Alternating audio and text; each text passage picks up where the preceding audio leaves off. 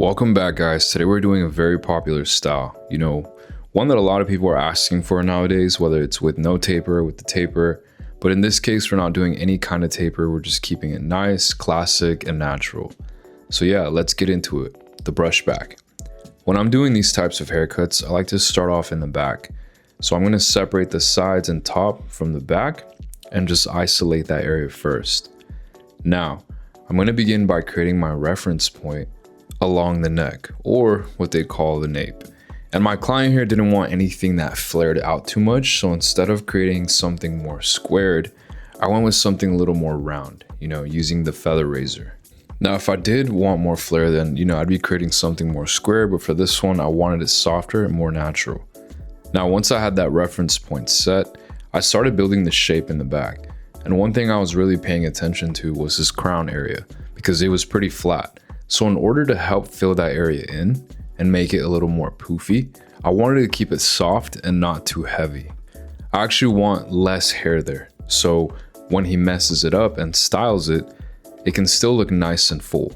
So that was really the goal with the shape in the back. So all I'm doing here now is creating a vertical section or a vertical guide that I'm going to use all the way across the back, working side to side.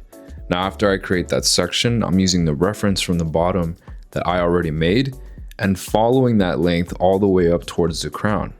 So now, guys, if you look at how his hair was falling, the hair from the crown was dropping pretty low into the occipital area, which is why it looks so heavy and flat. So my goal here was to wasn't to make it super soft and round up the top. It was more about taking out just enough weight without going too short. I didn't want to remove too much hair to the point where the crown looks chopped or doesn't flow with the rest of the back. So what I ended up doing was just keeping my cutting line a bit more square in the back. So that way I can still hold on to some length in the crown, but lighten it up just enough so it's not sitting so heavy. So it gives it a better shape, keeps it fuller, but still controlled and not so flat.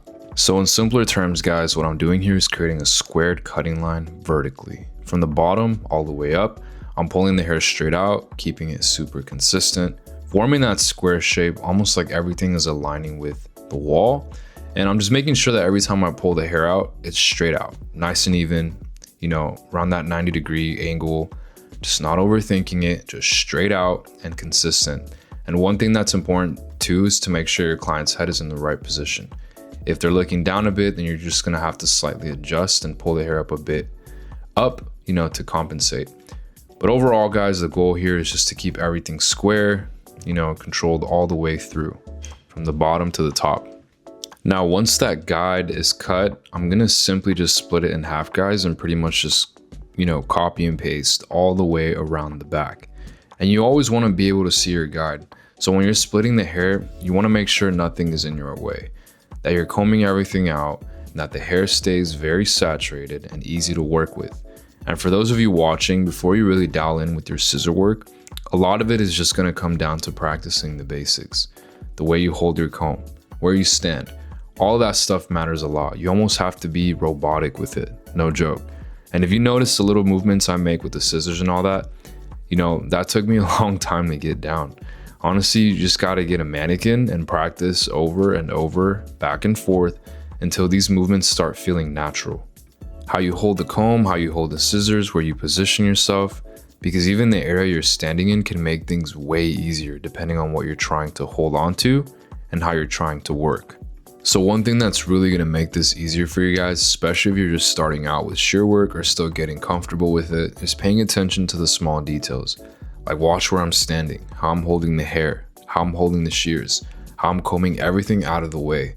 All these little things matter more than you think. It's really the basics that are going to help you level this up. Even something as simple as using the flat part of your comb to keep the hair laid down and out of your way. That makes a big difference. It just keeps everything clean, organized, and way easier to work through without fighting the hair the whole time.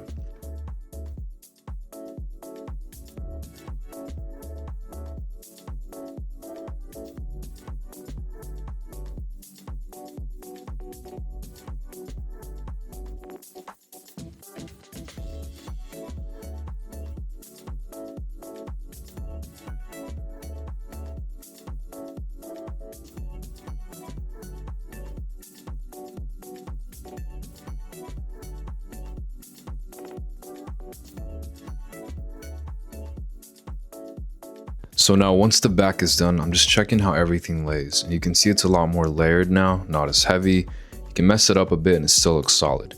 Now, to connect the sides into the back, I'm gonna use graduation. So I part the hair right where the head starts to round from the sides into the top.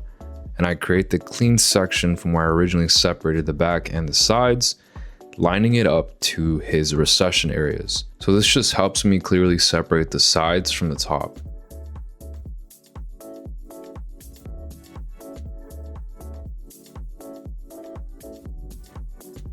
Now, before I begin the graduation, I like to always comb the hair back in the direction that I'm going to be cutting or styling the hair as well. It makes it so much easier when creating my diagonal sections.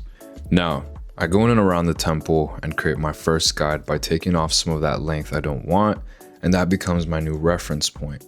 As I'm gonna work my way up, I'm taking these diagonal sections, moving vertically, and just bringing that length up section by section, pulling the hair straight out and matching it as I go. Now, one thing here is I did want to keep some weight towards the top of the sides. So once I start getting higher up, I'm actually pulling the hair down to the previous guide instead of straight out. But this is when I'm only dealing with the hair that's coming from the top part of the sides. This is what's going to give me that shorter length around the temple and above the ear, but it's going to keep it longer towards the top so it can flow back. Now, if I did want it tighter, I'd just keep pulling everything straight out. But in this case, I want that bit of weight on the side. Then as my diagonal sections start reaching the back, I am just connecting everything into the length I already built. You'll see my fingers start to flare out a bit so I can match that length from the sides to the back. And again, it's basically just point A to point B, sides into the back. And again, when I'm working on that flatter part of the head, like around the temple and above the ear, again, I'm pulling everything straight out to keep it tighter. And as I move higher into the top of the sides, I'm bringing the hair down to keep more length. So overall, it just creates something that's tighter and cleaner down low and a bit longer up towards the top, and everything just blends smoothly right into the back. And I am gonna do this exact same thing on the other side.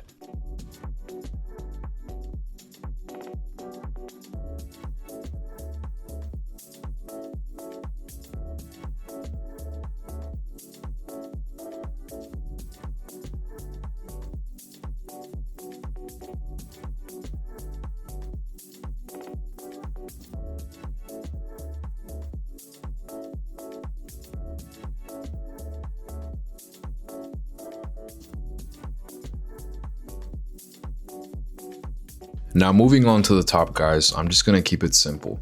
I'm gonna split the hair right down the middle where it actually naturally wants to part. And I usually find that by grabbing some hair in the middle, pushing it forward a bit, moving it around, and you'll start to see where it naturally separates. Now, once I find that, I make sure that section runs clean from the front all the way back to the cowlick. Then I use that as my main part and split everything down into the sides where the hair wants to fall. From there, guys, I'm just gonna simply connect that length into what I already built on the sides and back. And now as I get closer to the front, around the bangs, I'm slightly pulling the hair down and connecting it into the sides using the feather razor just to keep it soft and give it a bit more texture. He already liked the length in the front, kind of what kind of that curtain look. So I didn't take too much off there. Just matched it into the sides so it all flows together. And after doing that on both sides, then it's just about setting the top length.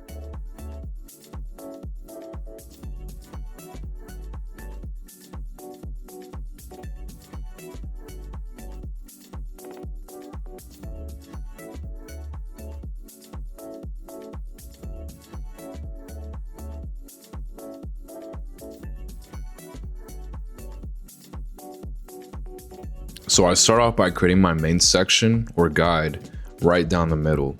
Now from there, I actually like to start in the back. And the reason why is because this is where I see a lot of beginners mess up. A lot of people will grab all the hair and just think that they have to cut everything, round right away, especially the hair that's already been cut in the back. But you have to pay attention to where you separated the back from the top. That hair in the back is already part of your shape that you created in the back. So you don't want to go back in and cut into that again. So I leave that alone and I use the shortest point that I already have as my reference to start building the shape on top. So I did end up going with the square shape on top. The reason for that is I want everything to stay consistent with what I did in the back. And it also helps me keep enough length in both the front and the back so the hair can lay back nicely, but still have a bit of a lift or poof in the front. Now, if I wanted something way more poofy in the front, like completely poofy, like where the hair can really just stand up but still fall into place a little bit, then I'd be looking at maybe something more triangular, shorter in the front and longer towards the back. That way the longer hair in the back has more weight to lay down, while the hair, while the shorter hair in the front lifts more.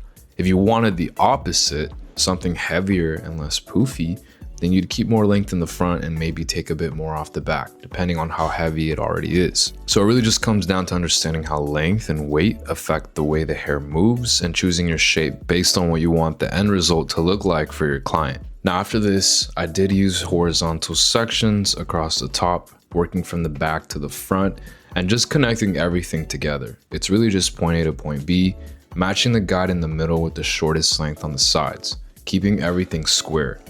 One thing I'm really paying attention to here is consistency with how I pull the hair. If I pull it straight up when I created my guide in the middle, I need to keep pulling it straight up when I'm working through the rest of the top. If I start pulling it forward instead, or a little bit backwards, I'm gonna end up cutting more or less hair than what I want. So just keep that in mind and stay consistent with, the elevation of your hair or the angle at which you're holding the hair up.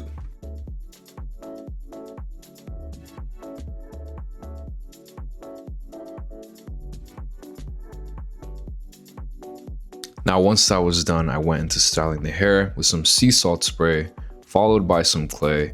My phone actually died, so I couldn't record that part, but it's nothing too crazy, just keeping it natural and a little messy like you wanted. You can see now, especially in the crown, it holds that fullness a lot better. You can mess it up and it still looks good.